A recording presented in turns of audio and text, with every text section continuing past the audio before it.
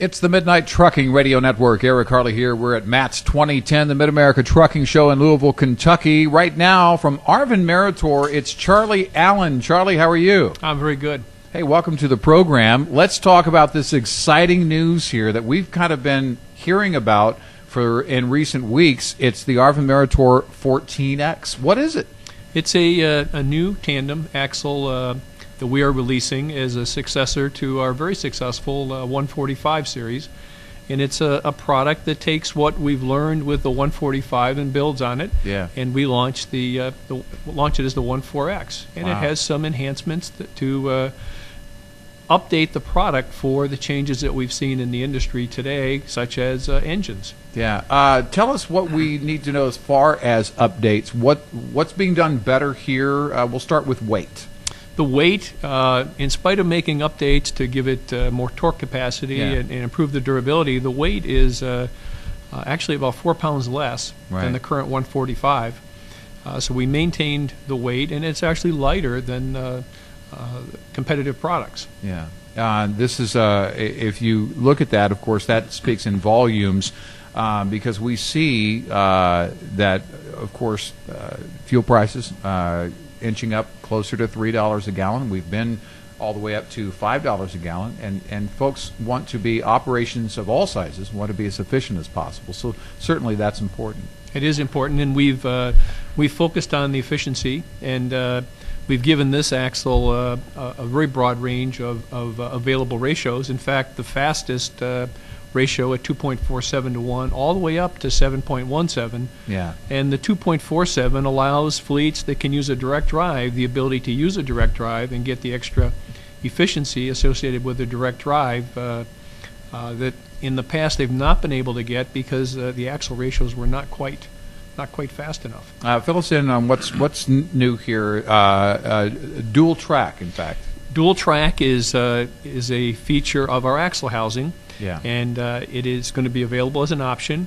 And what it will allow a fleet to do is run wide-based singles. Which are very popular. Which are very popular, and they offer some efficiency gains. Right. But you've had to run wide-based singles with an offset wheel. Right. And when you do that, there's been some compromise of bearing life because the load line moves out, and it can reduce bearing life.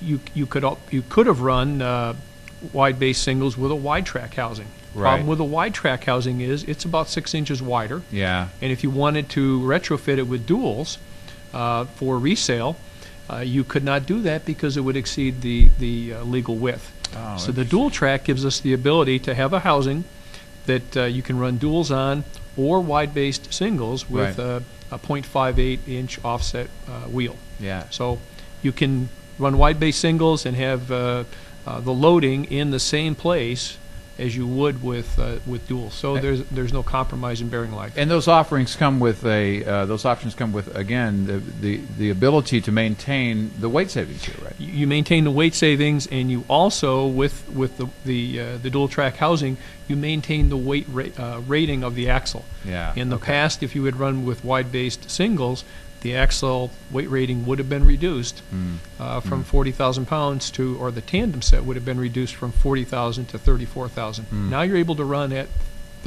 40,000 pounds. Wow, terrific benefits. Even more benefits. Let's talk about the driveline angles here. Well, driveline angles are improved with this product because we've made amboid gearing, which has been available on the 145, but available as a premium.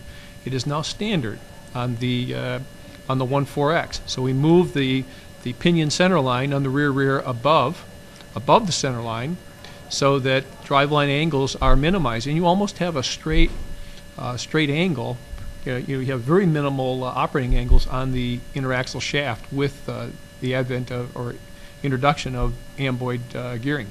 Some durability improvements that we're seeing here. Give us some details. Well, we've made, mentioned a couple of minutes ago, the engines and other components in the vehicle have changed over time. Torques have gone up. Right. And with the 145 today, you can run 1850 with torque management. Right. With the 14X, you can run 1850 without torque management.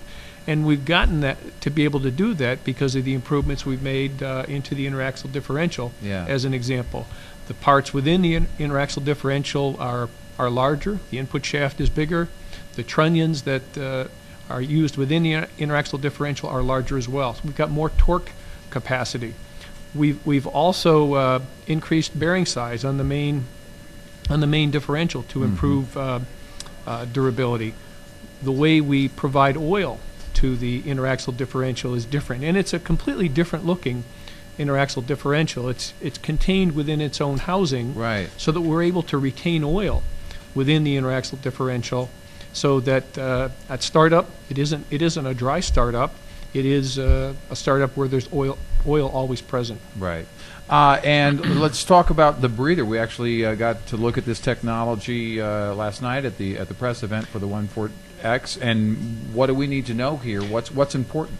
Well, what's important is as an axle is heated and cooled as it operates. As you Right. start off on a cold day and you go down the road, the axle heats up, and there's going to be some amount of air that's expelled. You want to maintain equal pressure between the atmosphere and what's inside the axle, so Okay. you don't build up pressure.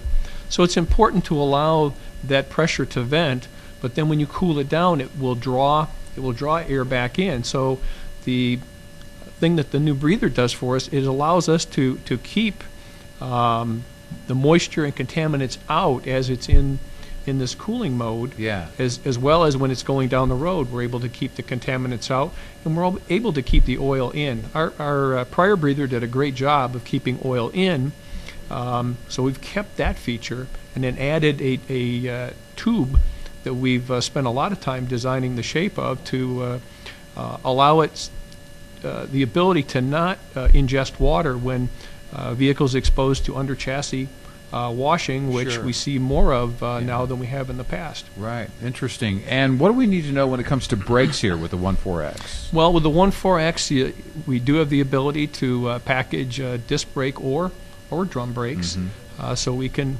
handle either one. Right.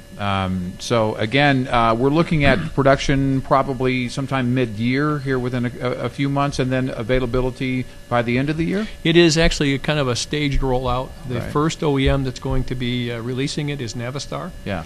and then it will follow about every 2-month intervals. You'll see it rolled out at different OEMs. Yeah. Interesting Through the end stuff. of the year. Of course, we expect nothing less than innovation when it comes to all the components from Arvin Meritor, and the 14X is no exception there. Thank you so much. Do appreciate it. We appreciate your time today, Charlie. Thanks for being with us. Hey, thank you for right. the opportunity. Thank you. You know, the one thing I missed, Oh, let's. Can we roll? Okay. one thing I did miss on the talking about durability of the interaxle differential, Right. is we applied some needle bearings between the input shaft and the helical drop gear. Right. And what that does is needle bearings can operate with less lubricant. So if a vehicle does experience some amount of spin out, the needle bearings will help prevent some damage. Interesting. So we put needle bearings between the helical gear and the input shaft, and between the helical gearing and the thrust surface. Today we use a thrust washer. We've Right. now replaced that with a needle thrust bearing. Wow. So it makes it more durable. Wow. Interesting. Again, focusing on that durability. It is. And thank you so much, Charlie. We appreciate your time today. Thank you.